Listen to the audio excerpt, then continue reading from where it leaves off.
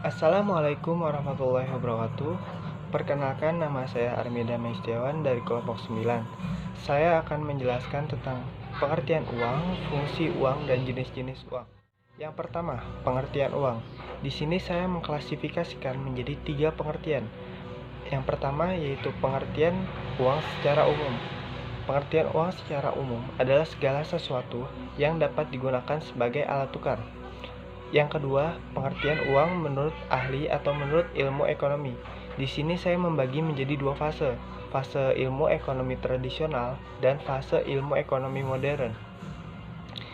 Pengertian uang menurut ilmu ekonomi tradisional adalah segala sesuatu yang dapat digunakan sebagai alat tukar, dengan syarat benda tersebut dapat diterima oleh masyarakat secara umum di suatu wilayah. Selanjutnya, pengertian uang menurut ilmu ekonomi modern.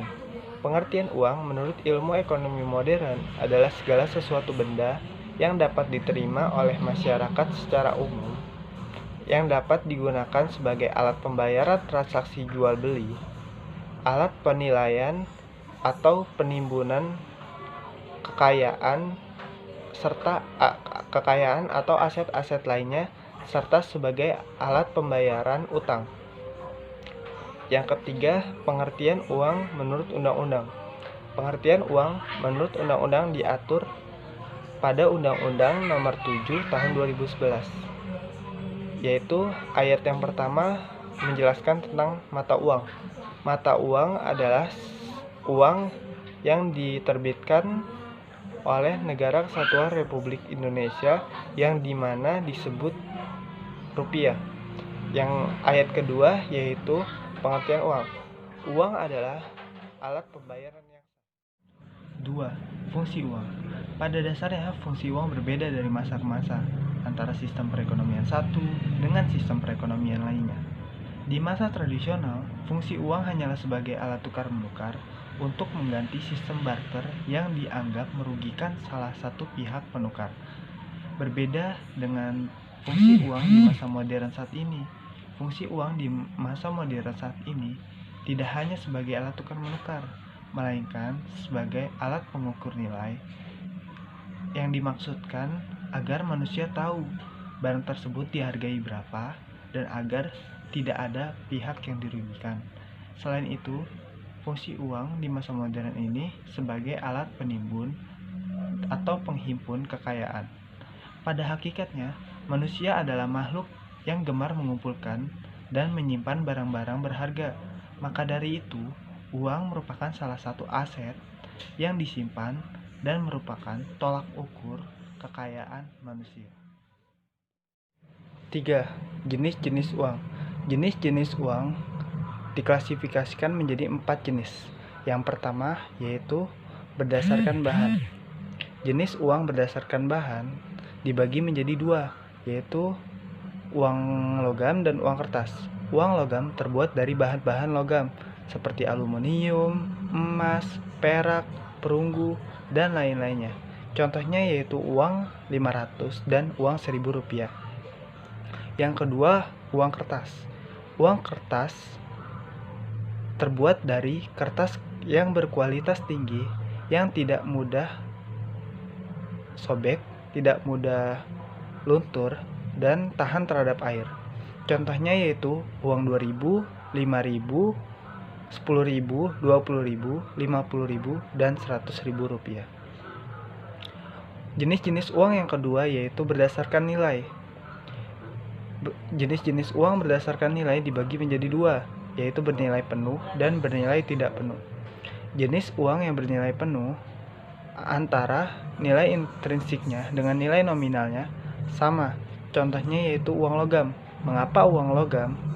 Karena bahan pembuatan uang logam nilainya sama dengan nilai nominal uang logam tersebut. Yang selanjutnya yaitu uang bernilai tidak penuh. Uang bernilai tidak penuh yaitu nilai intrinsiknya lebih kecil daripada nilai nominalnya. Contohnya yaitu uang kertas. Mengapa uang kertas? Karena bahan pembuatan kertas nilainya lebih kecil daripada nilai nominalnya uang tersebut. Jenis-jenis uang yang ketiga yaitu berdasarkan lembaga. Jenis-jenis uang berdasarkan lembaga dibagi menjadi dua, yaitu uang kartal dan uang giral. Uang kartal adalah uang yang diterbitkan oleh bank sentral. Biasanya uang ini digunakan dalam kehidupan sehari-hari. Selanjutnya adalah uang giral.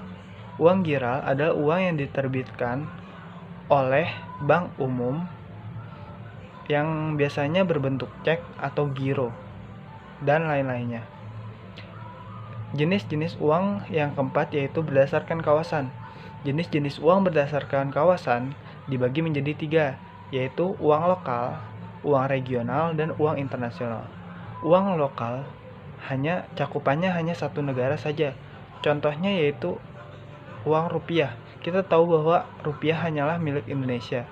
Dan contoh lainnya yaitu ringgit. Ringgit adalah hanya digunakan oleh orang Malaysia. Selanjutnya regional. Regional cakupannya adalah region dari negara-negara tersebut. Misalnya kayak Eropa. Contoh uangnya yaitu euro. Kita tahu bahwa hampir semua negara di Eropa bermata uang euro. Selanjutnya internasional. Cakupannya adalah semua negara di dunia. Mengapa semua negara di dunia? Karena uang ini dikenal oleh semua negara di dunia. Contohnya yaitu dolar. Kita tahu bahwa dolar adalah mata uang yang diakui oleh semua negara di dunia. Assalamualaikum warahmatullahi wabarakatuh. Saya Rafika Isna Nurrahma dari Pendidikan Akuntansi 2019 nomor absen 11. Di sini saya akan menjelaskan tentang teori permintaan uang, teori penawaran uang, dan teori perputaran uang. Pertama adalah teori permintaan uang.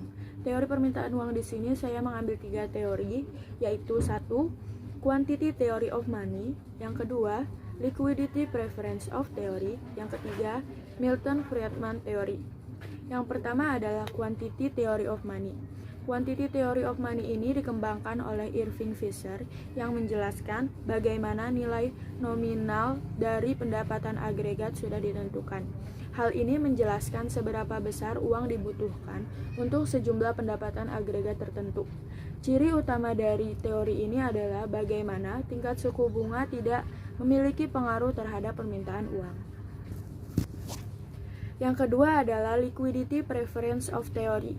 Liquidity Preference of Theory ini dikembangkan oleh John Maynard Keynes yang berkaitan dengan motivasi memegang uang. Motivasi memegang uang ini terdapat 3, yaitu adalah motivasi spekulasi, motivasi transaksi, dan motivasi berjaga-jaga. Yang pertama adalah motivasi spekulasi. Motivasi spekulasi ini didasari pada perilaku pelaku ekonomi yang ingin memiliki kesempatan manfaat atau keuntungan. Yang kedua adalah motivasi transaksi. Motivasi transaksi ini didasari pada perilaku ekonomi untuk memenuhi kebutuhan sehari-harinya atau yang bersifat rutinitas seperti makanan, minuman, dan proses jual beli. Faktor yang mempengaruhi motivasi transaksi ini yaitu ada 3, yaitu jumlah pendapatan. Jika seseorang memiliki jumlah pendapatan yang besar, maka transaksi yang terjadi akan semakin besar pula. Yang kedua adalah rentang waktu. Semakin sering likuiditas diterima, maka semakin besar juga transaksi akan terjadi. Yang ketiga adalah kebiasaan berbelanja. Semakin tinggi minat seseorang berbelanja, maka akan semakin besar pula transaksi yang akan terjadi. Yang ketiga adalah motivasi berjaga-jaga. Motivasi berjaga-jaga ini didasari pada keinginan seseorang untuk menyimpan sebagian pendapatannya jika sewaktu-waktu dibutuhkan. Faktor yang mempengaruhi motivasi berjaga-jaga ini ada 2, yaitu jumlah pendapatan. Jika jumlah pendapatan seseorang tinggi, maka keinginan untuk menyimpan uangnya akan semakin besar. Yang kedua adalah tipe kepribadian. Jika sebagian orang memiliki tipe kepribadian memikirkan masa depan.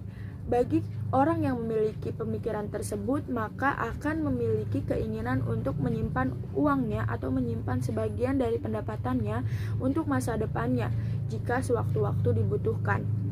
Teori liquidity preference teori ini menekankan pada tingkat suku bunga yang berpengaruh terhadap permintaan uang.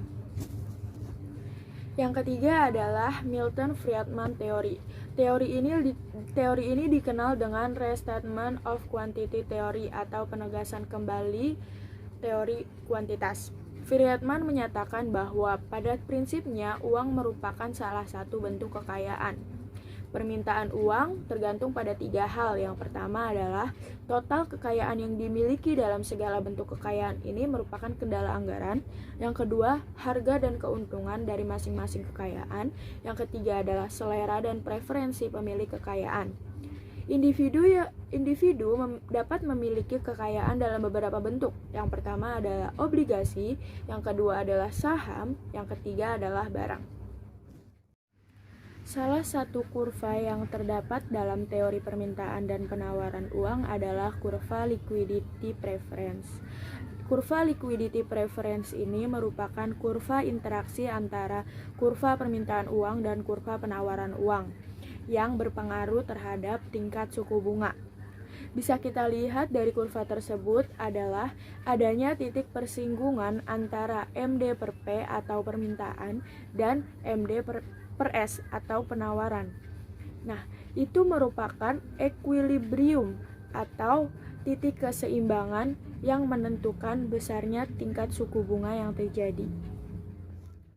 Teori penawaran uang. Pada hakikatnya, penawaran uang adalah jumlah uang yang tersedia dalam perekonomian.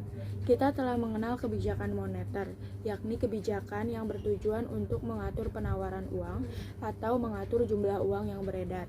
Jadi, penawaran uang di sini merupakan tugas dari pemerintah melalui Bank Sentral atau Bank Indonesia. Faktor yang mempengaruhi penawaran uang yaitu ada 1, tingkat suku bunga. Tingkat suku bunga yang terlalu tinggi akan menyebabkan dunia usaha akan lesu. Yang kedua adalah tingkat inflasi. Jika tingkat inflasi tinggi akan dapat melumpuhkan perekonomian, daya beli masyarakat yang rendah, dan perusahaan yang tidak dapat menjual barang atau jasa yang ditawarkan. Yang ketiga adalah tingkat produksi dan pendapatan nasional. Bila tingkat produksi dan pendapatan nasionalnya rendah, maka pemerintah mungkin akan memperbanyak jumlah uang yang beredar. Yang keempat adalah nilai tukar rupiah. Jika nilai tukar rupiah turun atau menurun, pemerintah akan menurunkan jumlah rupiah yang beredar. Peran perbankan dalam penawaran uang yaitu adalah 1. Perilaku moneter seseorang atau individu akan sangat berpengaruh atau tergantung dari besarnya uang yang diciptakan oleh sistem perbankan. Yang kedua adalah semakin besar kapasitas keuangan yang disediakan oleh bank bagi masyarakat, maka jumlah uang yang beredar akan semakin besar. Yang ketiga adalah kebijakan kredit oleh bank. Yang kedua adalah peran pemerintah dalam penawaran uang. 1. Peran pemerintah dalam menjaga sistem ekonomi, keuangan, dan moneter yang stabil sangat terkait dengan besarnya jumlah uang yang beredar. Yang kedua adalah otoritas moneter memiliki kewenangan dalam memperbesar dan mengurangi peredaran uang sesuai dengan sasaran atau target moneter yang ingin dicapai. Teori perputaran uang. Ada 2 pandangan. Menurut Miskin, percepatan perputaran uang adalah rata-rata jumlah berapa kali per tahun perputaran dari 1 unit mata uang digunakan untuk membeli total barang atau jasa yang diproduksi dalam perekonomian. Yang kedua, menurut Mankiw, perputaran uang transaksi adalah berapa kali uang berpindah tangan dalam periode waktu tertentu dari mengukur tingkat di mana uang bersirkulasi dalam perekonomian. Yang kedua adalah perputaran pendapatan uang yang menyatakan bahwa berapa kali uang masuk ke dalam pendapatan seseorang dalam periode waktu tertentu. Terdapat 2 teori dalam perputaran uang, yaitu yang pertama adalah teori kaum klasik, yang kedua adalah teori Keynesian. Teori kaum klasik ini dikemukakan oleh Irving Fisher yang terdapat rumus V sama dengan P kali Y per M, di mana P merupakan harga, Y merupakan pendapatan, dan M adalah jumlah uang. Irving beralasan bahwa percepatan ditentukan oleh institusi dalam perekonomian yang mempengaruhi cara individu melakukan transaksi. Yang kedua adalah teori Keynesian. Teori ini dikemukakan oleh John Maynard Keynes yang mengabaikan pandangan dari kaum klasik mengenai percepatan uang adalah konstan dan mengembangkan teori permintaan uang yang disebut dengan teori preferensi likuiditas. Dalam teori Keynes ini merumuskan 3 teori permintaan uang, yaitu ada motif spekulasi, motif transaksi, dan motif berjaga-jaga. Teori preferensi likuiditas ini menunjukkan bahwa kenaikan suku bunga akan menyebabkan percepatan akan naik pula. Yang model dari permintaan teori Keynes ini memiliki implikasi penting bahwa percepatan itu tidaklah konstan. Yang pertama, menurut Undang-Undang Nomor 10 Tahun 1998 tentang Perbankan, bank adalah suatu badan usaha yang menghimpun dana melalui simpanan dan menyalurkannya kepada masyarakat melalui kredit atau bentuk-bentuk lainnya untuk meningkatkan taraf hidup masyarakat banyak. Menurut Dictionary of Banking and Service by Jerry Rosenberg, bahwa bank adalah lembaga yang menerima simpanan giro, deposito, dan membayar atas dokumen yang tertarik pada satu orang atau lembaga tertentu, mendiskoto surat berharga, memberikan pinjaman, dan menanamkan dananya dalam surat berharga.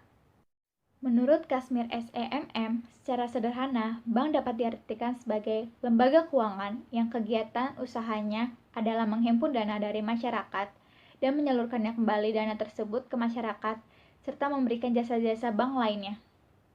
Menurut Lukman Dendawijaya, bank adalah suatu badan usaha yang tugas utamanya sebagai lembaga perantara keuangan yang menyalurkan dana dari pihak yang kelebihan dana kepada pihak yang membutuhkan dana atau kekurangan dana pada waktu yang ditentukan. Dari pengertian-pengertian yang sudah saya sebutkan tadi, saya bisa menyimpulkan kalau bank itu adalah badan usaha yang tugasnya itu menyalurkan dana dari mereka yang kelebihan dana sehingga mereka dapat menyimpan uangnya, sehingga uangnya itu bisa disalurkan kembali untuk membantu mereka yang kekurangan dana, bisa dipakai berupa kredit.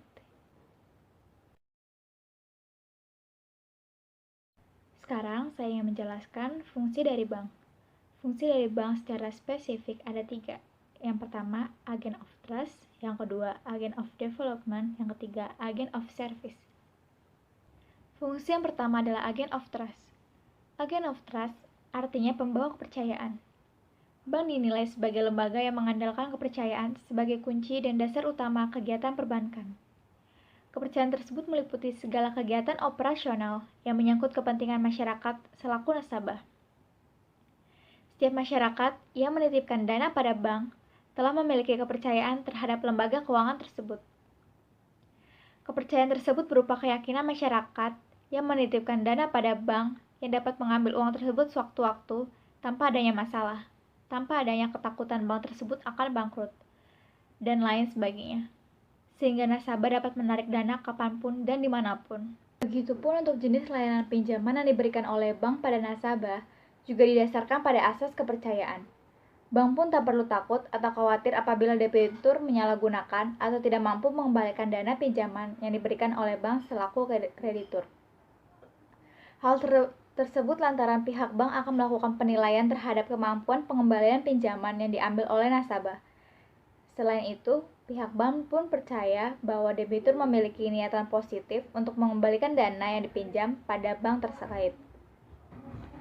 Untuk menumbuhkan minat calon nasabah agar menabung di bank terkait, beberapa bank pun menerapkan balas jasa pada nasabah. Balas jasa tersebut berupa pemberian bunga bagi hasil hadiah, pelayanan, dan lain sebagainya. Maka semakin tinggi balas jasa yang diberikan oleh pihak bank, semakin memperbesar pula peluang nasabah untuk menyimpan dana di bank tersebut. Kedua, agent of development. Bank disebut-sebut sebagai agen development lantaran mampu memberikan kegiatan yang memungkinkan masyarakat untuk melakukan investasi, distribusi, konsumsi, atau jasa yang menggunakan uang sebagai medianya. Semua kegiatan perbankan tersebut tentunya akan mempengaruhi pembangunan perekonomian masyarakat.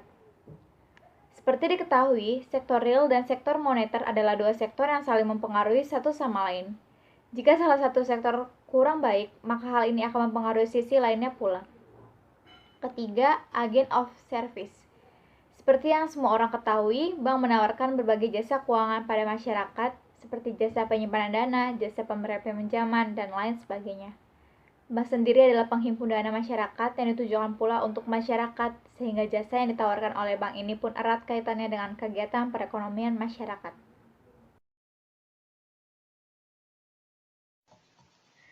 Sekarang saya ingin menjelaskan jenis-jenis dari bank. Yang pertama, dilihat dari segi fungsinya.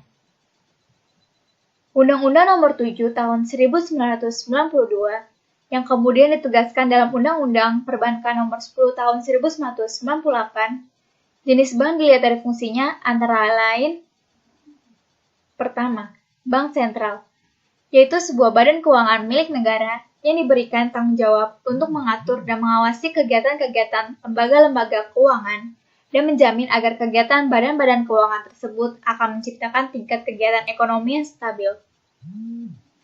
Yang kedua, bank umum, yaitu bank yang melaksanakan kegiatan usaha perbankan secara konvensional atau berdasarkan pada prinsip syariah Islam yang dalam kegiatannya memberikan jasa dalam lalu lintas pembayaran. Sifat umum di sini adalah memberikan seluruh jasa perbankan yang ada dan beroperasi hampir di seluruh wilayah Indonesia. Bank umum kemudian dikenal dengan sebutan bank komersil. Yang ketiga, bank perkreditan rakyat, yaitu bank yang melaksanakan kegiatan perbankan secara konvensional maupun prinsip syariah Islam, di mana dalam kegiatannya tidak memberikan jasa dalam lalu lintas pembayaran. Kegiatan BPR lebih sempit daripada bank umum, yang mana BPR hanya melayani penghimpunan dana dan penyaluran dana saja. Bahkan dalam menghimpun dana, BPR dilarang menerima simpanan giro. Dalam wilayah operasi pun, BPR juga dibatasi operasinya pada wilayah tertentu. Larangan lain yang tidak ikut clearing dan transaksi valuta asing. Yang kedua, jenis bank dilihat dari kepemilikan. Jenis bank dilihat dari segi kepemilikan secara garis besar dibagi menjadi 4, yakni bank milik pemerintah, bank milik swasta nasional, bank milik asing, dan bank campuran. Contohnya untuk bank pemerintah diantaranya adalah Bank Negara Indonesia, Bank Rakyat Indonesia, Bank Tabungan Negara, dan lainnya. Sedangkan bank milik swasta nasional antara lain Bank Muamalat, Bank Sentral Asia, Danamon, dan lain-lain. Dan bank milik asing diantaranya Citibank, Commonwealth, dan sebagainya. Untuk jenis bank campuran antara lain Mitsubishi Buana Bank, Interpacific Bank, Bank Sakura Swadharma, dan bank lainnya. Yang ketiga, jenis bank dilihat dari status. Pembagian klasifikasi bank menurut status yang dimaksud adalah kemampuan bank dalam melayani masyarakat dari segi jumlah produk, modal, hingga kualitas pelayanan. Klasifikasi bank yang dilihat dari status dibagi menjadi 2, yakni bank devisa dan bank non-devisa. Bank devisa sendiri adalah bank yang dapat melakukan transaksi hingga ke luar negeri atau kegiatan yang berhubungan dengan mata uang asing. Misalnya, transfer ke luar negeri, ataupun inkaso ke luar negeri, hingga traveler's check. Sementara bank non-devisa adalah bank yang tidak memiliki layanan transaksi hingga lintas negara secara luas. Sekalipun memiliki, namun hanya terbatas pada negara-negara tertentu saja. Yang keempat, jenis bank dilihat dari cara menentukan harga. Berdasarkan jenis bank dilihat dari cara menentukan harga, bank dibagi dengan prinsip konvensional dan prinsip syariah. Bank konvensional menerapkan sistem harga sesuai suku bunga atau yang biasa dikenal sebagai spread based, serta metode fee based atau istilahnya yakni menghitung biaya yang dibutuhkan. Sedangkan bank syariah, dia menerapkan sistem perjanjian sesuai hukum Islam dengan pihak-pihak terkait dalam penyimpanan dana, pembiayaan, dan berbagai kegiatan perbankan lainnya. Dalam bank syariah, mereka menerapkan sistem pertama pembiayaan menggunakan prinsip bagi hasil, Kedua, pembiayaan dengan prinsip penyertaan modal. Ketiga, prinsip jual beli barang dengan memperoleh keuntungan. Ketiga, pembiayaan barang modal berdasarkan sewa murni tanpa pilihan. Maupun menerapkan prinsip dengan adanya pilihan pemindahan kepemilikan atas barang yang disewa dari pihak bank oleh pihak lain.